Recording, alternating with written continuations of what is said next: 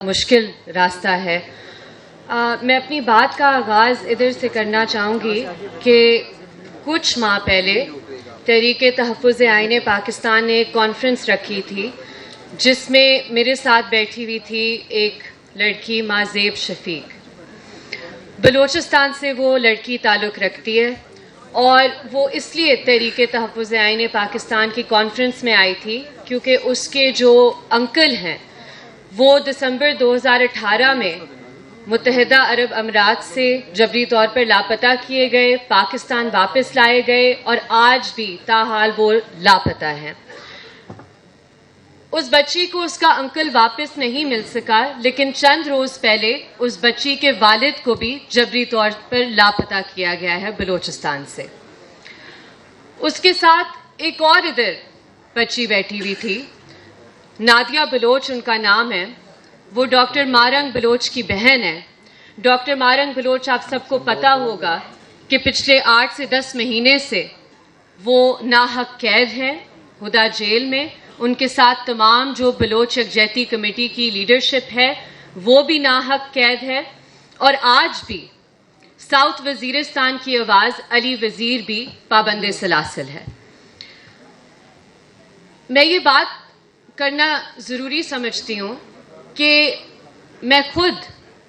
جب میری والدہ عمران خان کی حکومت میں وزیر تھی، میں خود پی ٹی آئی کی بہت سخت تنقید کرتی تھی،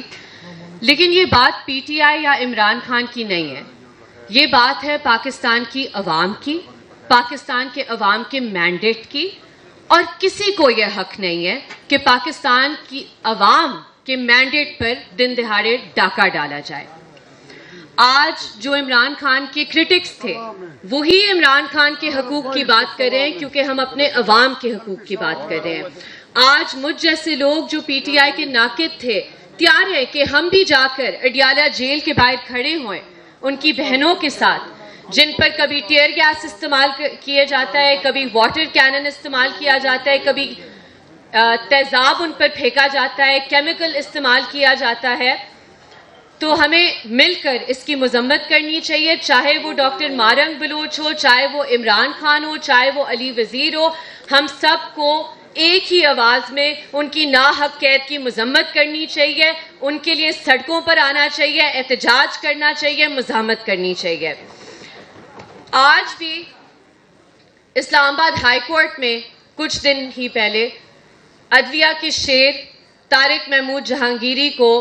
ایک غیر قانونی غیر آئینی فیصلے کے تحت ان کے عہدے سے ہٹایا گیا۔ یہ پاکستان کی تاریخ میں پہلی دفعہ ہوا ہے، یا شاید کسی بھی مہذب معاشرے کے تاریخ میں یہ ہوا نہ ہو کہ ساتھی جج اپنے ہی برادر جج کے خلاف ایک کوو وارنٹو کی رٹ سن کر انہیں گھر بھیج دیں۔ اب افسوس کی بات یہ ہے کہ اسلام آباد ہائی کورٹ میں جن لوگوں کو ججز کے طور پر بٹھایا گیا ہے، ہم سب کو پتا ہے وہ کس کی نوکری کرنے کے لیے ادھر بیٹھے ہوئے ہیں، وہ کس کی ایما پر، کس کی ڈکٹیشن پر فیصلے دیتے ہیں۔ ہم سب کو پتا ہے کہ چیف جسٹس سرفراز ڈوگر کو کیوں چیف جسٹس لگایا گیا، اور جسٹس جہانگیری کے ساتھ جو ہوا اس پر میں بحیثیت ایک وکیل اسلام آباد ہائی کورٹ بار ایسوسی ایشن کی سخت الفاظ میں مذمت کرتی ہوں کہ وہ اپنے عدلیہ کے ان ججز کے ساتھ کھڑے ہونے کی جگہ پر وہ ان ججز کے ساتھ کھڑے ہوئے ہیں جو ٹاؤٹس بٹھائے گئے ہیں اسلام آباد ہائی کورٹ میں۔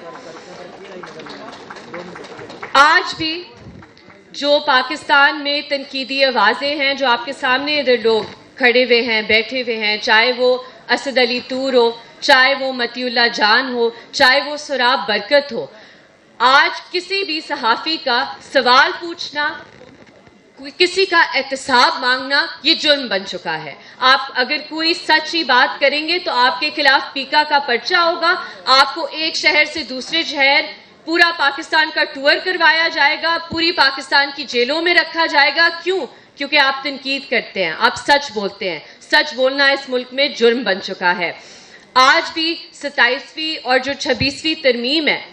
اس کے خلاف جو مزاحمت اور میں خراج تحسین پیش کرتی ہوں کراچی بار ایسوسی ایشن کو اور کراچی کے باہمت وکلاء کو جو آج بھی سڑکوں پر اس کے خلاف مزاحمت کر رہے ہیں، لاہور کے بہادر وکلاء کو جو سڑکوں پر اس کے خلاف مزاحمت کر رہے ہیں، اور میں اسلام آباد میں موجود وکلاء کو اپیل کرتی ہوں کہ خدا را ہم بھی تھوڑی سی ہمت کر لیں، خدا را ہم بھی سڑکوں پر آ جائیں، کیونکہ یہ ہم سب کی بات ہے، یہ صرف ایک جج کی بات نہیں ہے۔ میں آخر کار یہ صرف ایک تجویز ادھر رکھنا چاہوں گی، میں پی ٹی آئی کی ووٹر سپورٹر نہیں ہوں، میری شاید رائے نظر انداز کی جائے، لیکن میں ریکویسٹ یہ کرنا چاہوں گی ایک نوجوان ہوتے ہوئے، ایک وکیل ہوتے ہوئے، کہ بہت ضروری ہے کہ کیونکہ پی ٹی آئی پاکستان کی اس وقت مقبول ترین پارٹی ہے، کیونکہ عمران خان کو مینڈیٹ دیا ہے اس عوام نے، کہ میں پی ٹی آئی سے ریکویسٹ کرتی ہوں کہ وہ اپنی پالیسی واضح الفاظ میں بیان کر لیں، وہ یہ فیصلہ کر لیں کہ کیا آپ سہیل آفریدی صاحب والی مزاحمت چاہتے ہیں یا آپ مفاہمت کا راستہ چاہتے ہیں، کیونکہ جو قابض ہے ہم پر، جو جابر ہے، جو ظالم ہے، اس سے مفاہمت نہیں کی جا سکتی، اس کے سامنے صرف مزاحمت کی جا سکتی ہے۔ تو میں درخواست کروں گی کہ اس پر آپ ایک بہت کلیئر پالیسی فریم کریں، اپنے کارکنان کو بھی ڈس اپوائنٹ نہ کریں جو سڑکوں پر آنے کے لیے تیار ہیں، جو ہر بار سڑکوں پر آ کر گولیاں کھاتے ہیں، ان کے لیے، اس عوام کے لیے یہ فیصلہ کر لے کہ ہم نے صرف اور صرف مزاحمت کی سیاست کرنی ہے۔ ہم سب آپ کے ساتھ ہیں، ہم سب آپ کے شانہ بشانہ کھڑے ہوں گے۔ بہت شکریہ۔